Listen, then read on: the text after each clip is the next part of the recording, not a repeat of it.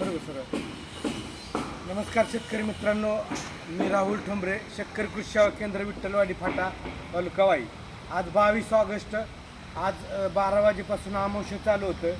तर सोयाबीनची तिसरी फवारणी ही गरजेची आहे.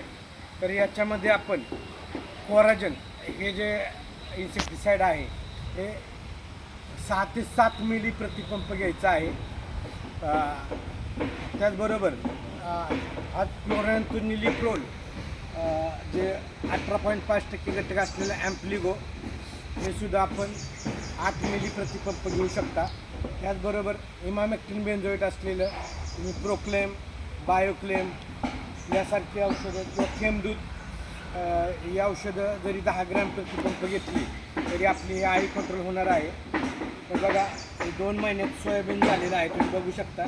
तर याला आत्ता फुलकळी वाढण्यासाठी आपल्याला फॅन्टॅक प्लस हे 25 मिली प्रतिपंप घ्यायचं आहे. त्याचबरोबर गोदरेज कंपनीचं डबल हे सुद्धा आपण घेऊ शकता, 25 मिली प्रतिपंप. त्याचबरोबर बूम फ्लावर 30 मिली प्रतिपंप जरी घेतलं तरी आपली फुलधारणा होणार आहे. तर ही सोयाबीनची तिसरी फवारणी घेणं गरजेचं आहे. ही कोराजन अजून 25 ते 30 दिवस काम करणार आहे.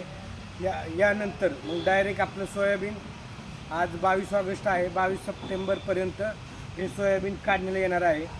तुम्हाला जर हा कृषी सेवा केंद्राचा हा जर व्हिडिओ आवडला असेल तर तुमच्या सोयाबीनच्या शेतकऱ्यांना पाठवा आणि आपला हा यूट्यूब चॅनल सबस्क्राईब करा. धन्यवाद.